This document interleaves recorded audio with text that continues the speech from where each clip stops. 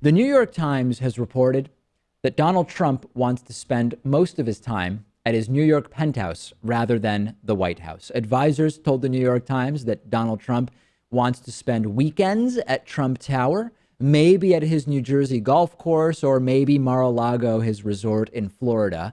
The most shocking sort of remark is actually Trump not seeming to realize what is involved in being president of the United States. A quote from this New York Times article: "The questions that Donald Trump asked President Obama reflect what Trump's advisors described as the president-elect's coming to grips with the fact that his life is about to radically change." If you are just realizing the scope of the job of president of the United States 2 days after you've been voted in, when you're talking to the current president, this is a red flag, Pat. We've got an emergency here. Right, and we've always questioned Donald Trump's work ethic. It seems like he likes to go around and speak at rallies, but when it gets to going through policy, having through these sort of cabinet meetings, he just doesn't seem interested in it. No, he doesn't, and I'm going to get to that a little bit more. As far as Trump wanting to mostly spend time places other than the White House, or partially spend time at places other than the White House, 2/7 or 3/7 of his time elsewhere, who's going to pay to fortify Trump Tower or Mar-a-Lago or whatever?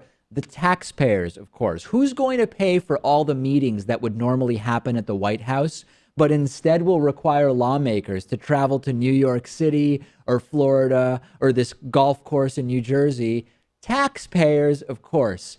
Fiscal conservatism, right? Make America great again. And I'm sure it's going to be a security hazard, too, to have the president of the United States in the middle of Manhattan all the time. Yeah. The White House has a long tradition of being a very secure area. We think about the Situation Room with all the tech that they have, and the underground tunnel system as well. Right. That's not going to happen in Trump Tower. Yeah, Trump Tower now. But the really disturbing part isn't this. This is just sort of part of Trump's lack of connection with the real world in terms of what the job entails.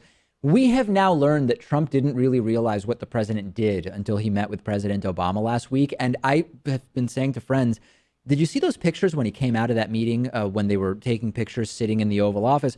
Trump really looked shell-shocked. And my thought was, this guy's realizing he's in over his head. It turns out that that was absolutely true. We have a report now from the Wall Street Journal saying that Donald Trump was, quote, surprised by the scope of the president's responsibilities. Well, yeah. And according to the Wall Street Journal, Trump's aides were also unaware that the entire staff of the president that works in the White House West Wing would need to be replaced. I guess they thought the staff came with the building or something. I know Trump has done untraditional real estate deals, but everybody seemed so clueless about what is going on here. And President Obama was criticized for enjoying campaigning, but not really liking the work of dealing with other people and presidenting, if that's even a word. President Obama is going to strike us as just the most epically prepared guy going in compared to what is going on with Donald Trump. Remember, though, in spite of not knowing what the president does, we have to believe Trump that he knows more about ISIS than the generals.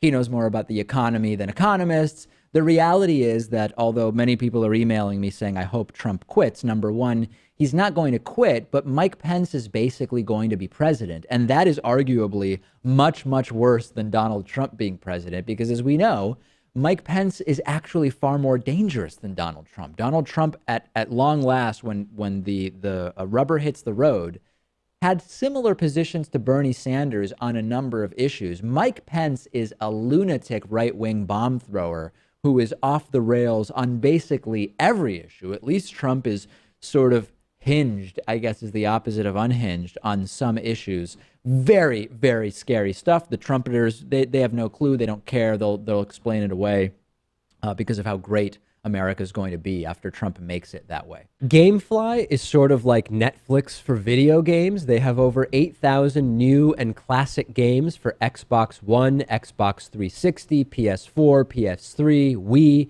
and a bunch of other platforms. And you can play as many games as you want for one monthly fee.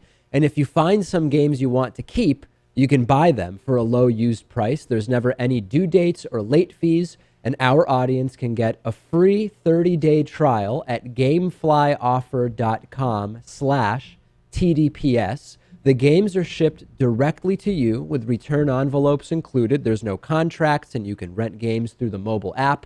Get the free 30-day trial for the David Pakman Show audience and support our show by going to gameflyoffer.com/TDPS.